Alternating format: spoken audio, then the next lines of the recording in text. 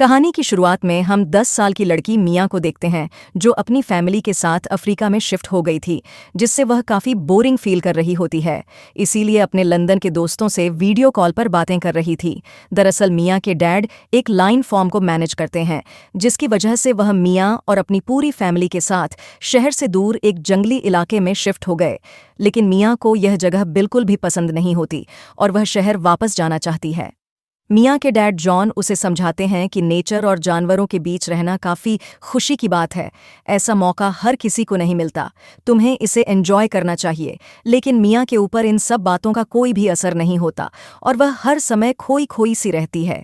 एक दिन मिया की मॉम जॉन से कहती हैं कि मिया जब से यहाँ आई हैं वो हमेशा उदास रहती हैं, तुम्हें उसे समझाना चाहिए। जॉन एलिस से कहते हैं कि तुम चिंता मत करो, कुछ समय बाद उसे सब कुछ अच्छा लगने लगेगा और वह इस जगह के साथ घुल मिल जाएगी। हमें मिया को थोड़ा समय देना चाहिए। अब रात में जब मिया के भाई निक को अंधेरे से डर लगता है और बुरे सपने आते हैं तो एलिस उसे अपने पास सुलाकर कहानियां सुनाती है, जिससे निक का डर खत्म हो जाता है और वह जल्दी सो जाता है। अगली सुबह जॉन मिया को खुश करने के लिए एक व्हाइट लायन का बच्चा घर लाते हैं, ताकि मिया उस व्हाइट लायन के बच्चे के साथ खेल सके और अकेला महसूस ना करें। लेकिन मिया को व्हाइट लायन का बच्चा बिल्कुल ही पसंद नहीं आता और वह वापस से अपने कमरे में आ जाती है, जहां पर वह अपने एक स्कूल फ्रेंड से वीडियो कॉल पर बात करने लगती है। लेकिन मिया का फ्रेंड उससे बात नहीं करता और कॉल कट कर देता है क्योंकि उसे कुछ काम था। मिया इस समय बिल्कुल अकेली होती है क्योंकि यहाँ पर मिया से बात करने वाला कोई नहीं था। लेकिन तभी वहाँ पर वही व्हाइट लायन का बच्चा आ जाता है और मिया के साथ खेलने लगता है। मिया को भी और लोयन कब पसंद आने लगता है। अब मिया लायन बेबी के साथ खेल ही रही होती है कि तभी वहाँ पर मिया का छोटा भाई निक जाता है, जिसे देखकर मिया लायन बेबी को खुद से दूर कर लेती है क्योंकि वो नी को दिखाना चाहती थी कि वह अभी भी यहाँ आकर गुस्सा है। अब धीरे धीरे समय बीतता जाता है और मिया बेबी लायन को पसंद करने लगती है और वह हर समय बेबी लायन के साथ ही रहती है क्योंकि वह और बेबी लायन एक अच्छे दोस्त बन गए थे और वह बेबी लायन का नाम चार्ली रखती है। अब अधिकतर समय मिया चार्ली और नी के साथ खेलती रहती हैं। यह देखकर मिया के मॉम डैड बहुत खुश होते हैं क्योंकि मिया अब पहले की तरह खुश रहने लगी थी और उसने घर से दूर इस जगह पर रहना सीख लिया था। समय के साथ चार्ली भी बढ़ रहा था और वह अक्सर चीज़ों को अपने नुकीले दांतों और पंजों से फाड़ डालता था, लेकिन फिर भी मिया चार्ली को अपने साथ ही रखती थी और अब कहीं न कहीं चार्ली जॉन के फैमिली का एक मेंबर बन गया जिससे सभी प्यार करते थे। अब धीरे धीरे 3 साल बीत जाते हैं और मिया के साथ चार्ली भी पहले से काफ़ी बड़ा हो गया था और उन दोनों के बीच की दोस्ती भी काफ़ी गहरी हो गई। रात को जब निक को अंधेरे से डर लगता है और उसे बुरे सपने आते हैं तो मिया निक को एक कहानी सुनाती है, जिससे निक सो जाता है। और जब निक की मॉम यह सब देखती है तो वह बहुत खुश होती है क्योंकि मिया अपनी जिम्मेदारियों को समझ रही थी। लेकिन यहाँ पर मिया की मॉम जब मिया से कहती है कि अब तुम अपने कमरे में जाकर सो जाओ, काफ़ी रात हो गई है और तुम्हें कल स्कूल भी जाना है, तो यह बात सुनकर चार्ली गुस्से में आ जाता है और टेबल पर रखी चीज़ों को नीचे गिराने लगता है क्योंकि वह नहीं चाहता था कि मिया उसे छोड़कर स्कूल जाएं। यह सब देखकर मिया की मॉम हंसने लगती हैं। अगली सुबह जॉन मिया को सफारी घुमाने के लिए ले जाते हैं, जहां पर मिया खूब एंजॉय करती हैं। इसके बाद जॉन मिया को एक तालाब के पास ले आते हैं, जहां पर वह मिया को तालाब में तैर रहे हिप्पो को दिखाते हुए बताते हैं कि जब मैं छोटा था तो अपने ग्रैंडफादर के साथ यहाँ आया करता था। जॉन मिया को यह सब इसीलिए बता रहे थे ताकि मिया नेचर की अहमियत को समझे और उसे प्यार करें। घर वापस आते समय जब मिया अपने डैड से पूछती हैं कि क्या आप चार्ली के बड़ा होने पर उसे बेच देंगे, तो जॉन मिया को बताते हैं कि चार्ली एक लायन है और हम किसी लायन को अपने घर में ऐसे ही खुला नहीं रख सकते, इसीलिए समय आने पर हमें चार्ली को बेचना ही पड़ेगा। लेकिन इसमें अभी काफ़ी समय बाकी है, इसीलिए तुम चिंता मत करो। मिया को फुटबॉल खेलना बहुत पसंद होता है और जब वह फुटबॉल खेलने और प्रैक्टिस के लिए पास के शहर में बने स्टेडियम में जाती है तो चार्ली को पिंजरे में बंद कर दिया जाता है। लेकिन चार्ली को पिंजरे में बंद रहना बिल्कुल भी पसंद नहीं होता, जिसकी वजह से एक वर्कर पर हमला कर देता है, जिससे जॉन बहुत गुस्सा होते हैं। वहीं दूसरी तरफ मिया चार्ली से दूर होकर काफ़ी उदास थीं और फुटबॉल मैच में उसका बिल्कुल भी मन नहीं लग रहा था। और कुछ ऐसा ही हाल चार्ली का भी हो रहा था क्योंकि जब से मिया गई थीं वह कुछ भी खाता पीता नहीं था और हर समय मिया के इंतज़ार में बैठा रहता था, जिससे जॉन काफ़ी ज़्यादा परेशान थे। अगले सीन में हम मिया को देखते हैं जो कोच को बताए बिना ही मैच छोड़कर वापस अपने घर की तरफ निकल गई। वो चार्ली को काफ़ी ज़्यादा मिस कर रही थी। मिया की मॉम को जब पता चलता है कि मिया कोच को बताए बिना ही कहीं चली गई है तो वह पूरी तरह से परेशान हो जाती है।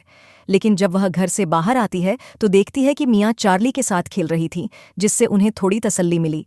अब कुछ दिनों में ही चार्ली पूरी तरीके से एक लायन बन जाता है, लेकिन अब भी वह मिया के साथ उसके घर में ही रहता है और पूरे घर में खुला घूमता रहता है। लेकिन जब चार्ली डाइनिंग टेबल पर रखे खाने को खुद खा जाता है और टेबल पर बैठ जाता है तो यह बात जॉन को बिल्कुल ही पसंद नहीं आती और वह चार्ली को पिंजरे में कैद करने का डिसाइड करते हैं। लेकिन तभी वहां पर मिया आ जाती है जो चार्ली को लेकर अपने कमरे में चली जाती है। अगले दिन जब कुछ टूरिस्ट जॉन की सफारी देखने के लिए आते हैं तो चार्ली उन्हें देखकर अग्रेसिव हो जाता है और एक बच्चे पर हमला करके उसे घायल कर देता है, जिससे सभी लोग डर जाते हैं और अपनी जान बचाकर इधर-उधर भागने लगते हैं। मिया जब लोगों के चिल्लाने की आवाज़ सुनकर बाहर आती है तो किसी तरह चार्ली को शांत कराती है और उसे पिंजरे में ले आती है, जिसके बाद जॉन पिंजरे को बंद कर देते हैं और वह चार्ली पर काफ़ी ज़्यादा गुस्सा थे क्योंकि उसकी वजह से उनके बिजनेस पर असर पड़ रहा था। जॉन मिया को समझाते हैं कि अब हम चार्ली को ऐसे ही खुला नहीं छोड़ सकते, लेकिन मिया पर जॉन की बातों का कोई असर नहीं होता और वह वहाँ से चली जाती है। अगले सीन में हम डर्क नाम के एक आदमी को देखते हैं जो जॉन का दोस्त था और उसे मिलने के लिए सफारी में आया होता है। डर्क जॉन से कहता है कि सालों पहले तुमने मुझसे वादा किया था कि तुम मुझे एक व्हाइट लायन दोगे, लेकिन अभी तक तुमने अपना वादा पूरा नहीं किया। जिस पर जॉन डर्क को बताते हैं कि मैं तुम्हें व्हाइट लायन नहीं दे सकता क्योंकि मेरे पास कोई भी व्हाइट लायन नहीं है। जॉन डर्क से ऐसा इसीलिए कहते हैं क्योंकि कहीं ना कहीं अब वह भी चार्ली को अपना फैमिली मेंबर मानते थे और वह नहीं चाहते थे कि चार्ली उनसे दूर किसी और के पास रहे। अगले सीन में हम मिया को देखते हैं जो चार्ली के साथ होती है और वह दोनों एक दूसरे के साथ खूब एंजॉय कर रहे होते हैं। तभी वहां पर मिया की मॉम आ जाती है जो मिया को अपने पास बुलाकर कहती है कि अब तुम्हें इस तरह चार्ली के साथ नहीं रहना चाहिए क्योंकि अब चार्ली पूरी तरीके से एक लायन बन गया है और वह कभी भी तुम पर हमला कर सकता है। जिस पर मिया अपनी मॉम से कहती है कि आप चिंता ना करें, मुझे चार्ली से कोई खतरा नहीं। लेकिन अगले ही पल चार्ली मिया के ऊपर हमला कर देता है, जिससे मिया की मॉम पूरी तरह से डर जाती है। लेकिन जब वह देखती है कि चार्ली मिया से प्यार कर रहा है तो उसे थोड़ी तसल्ली मिलती है। अगले दिन जब मिया अपनी पूरी फैमिली के साथ डिनर करने के लिए पास के होटल में जाती है तो वह चार्ली को पिंजरे में कैद कर देती है, लेकिन वह पिंजरे का दरवाज़ा अच्छे से बंद नहीं करती, जिसकी वजह से उनके जाने के बाद चार्ली पिंजरे से बाहर निकल जाता है और जब वह आते हैं तो देखते हैं कि चार्ली अपने पिंजरे में नहीं होता, जिससे सभी लोग डर जाते हैं और चारों तरफ चार्ली को ढूंढने लगते हैं। कुछ समय बाद मिया को चार्ली मिल जाता है, जिससे सभी बहुत खुश होते हैं। अगले दिन जब मिया चार्ली के साथ होती है तो निक को भी अपने पास बुलाती है ताकि वह चार्ली और निक के साथ मिलकर खेल सके। पहले तो निक चार्ली के पास आने से मना कर देता है, लेकिन जब मिया उससे रिक्वेस्ट करती है तो मिया के पास आने के लिए राजी हो जाता है। लेकिन जब मिया की मॉम निक को चार्ली के पास देखती है तो वह बुरी तरह से डर जाती है और जोर जोर से चिल्लाने लगती है क्योंकि उनको लगता है कि चार्ली कभी भी निक पर हमला कर सकता है। एलिस के चिल्लाने की आवाज़ सुनकर वहां पर जॉन भी अपनी गन लेकर आ जाते हैं और जब चार्ली जॉन की गन और एलिस के चिल्लाने की आवाज़ सुनता है तो एग्रेसिव हो जाता है, जिसकी वजह से वो निक को धक्का दे देता है और नी के सिर में चोट लग जाती है।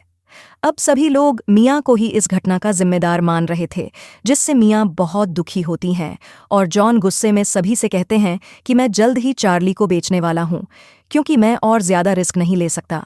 अगली सुबह मिया चार्ली के पास जाती है और उसे वादा करती है कि वह किसी भी तरह उसे पिंजरे से आज़ाद करके रहेगी। एक दिन मिया निक के साथ एक बार फिर से चार्ली के पास जाती है और वह सभी मिलकर खूब एंजॉय करते हैं। यहाँ पर मिया चार्ली की वीडियो भी बनाती है। अब रात में जब सभी लोग साथ में एंजॉय कर रहे होते हैं और जॉन मिया के फ़ोन से सभी का वीडियो बना रहे होते हैं तो मिया के द्वारा बनाया गया वीडियो देख लेते हैं, जिसमें निक और मिया एक बार फिर से चार्ली के साथ थे, जिससे उनको बहुत गुस्सा आता है और वह अपने आदमियों से जल्द चार्ली को बेचने के लिए कहता है, जिससे मिया बहुत दुखी होती हैं। इसके बाद मिया चार्ली के पास आती है और उसे कहती है कि शायद जल्द ही हम दोनों एक दूसरे से जुदा होने वाले हैं। यहाँ पर चार्ली भी मिया की बात समझ जाता है और मिया से दूर जाकर बैठ जाता है।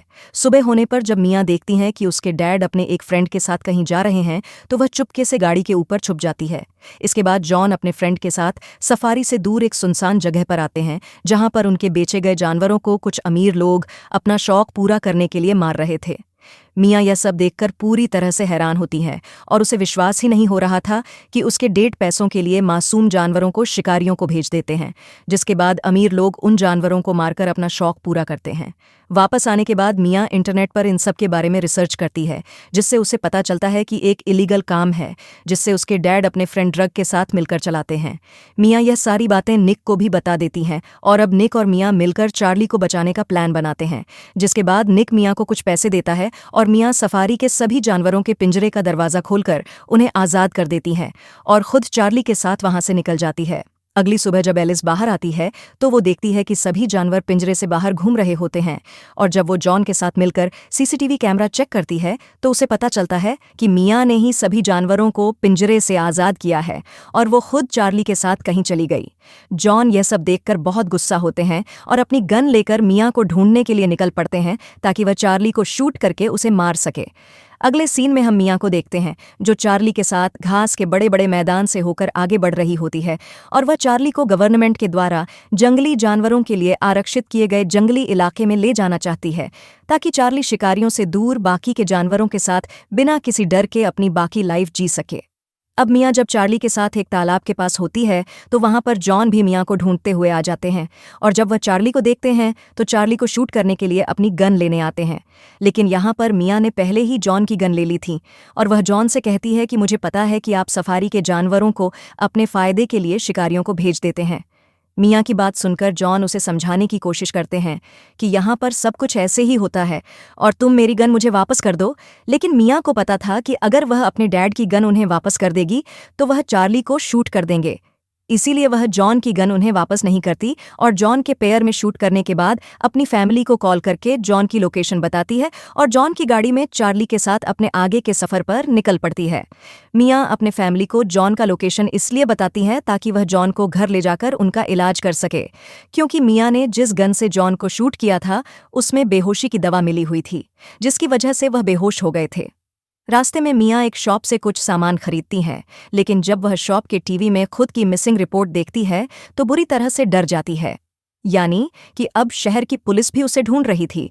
इसीलिए उसे कैसे भी करके जल्द से जल्द चार्ली को उसके मंजिल तक पहुंचाना होगा, जिसके लिए वह रात में भी ड्राइव करती है।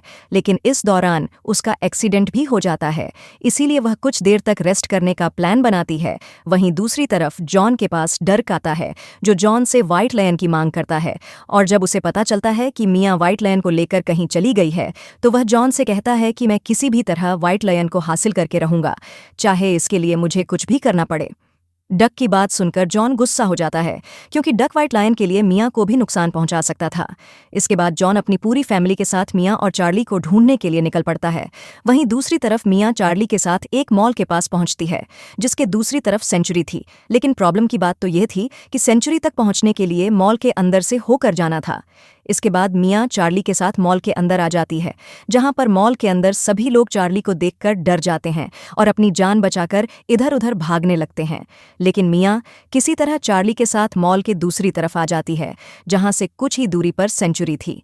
यहाँ पर मिया और चार्ली दोनों ही काफी खुश थे क्योंकि वह जल्दी गवर्नमेंट के द्वारा जंगली जानवरों के लिए रिजर्व किए गए इलाके में पहुंचने वाले थे, जहां पर सभी जानवर बिना किसी खतरे और आज़ादी से जीते हैं।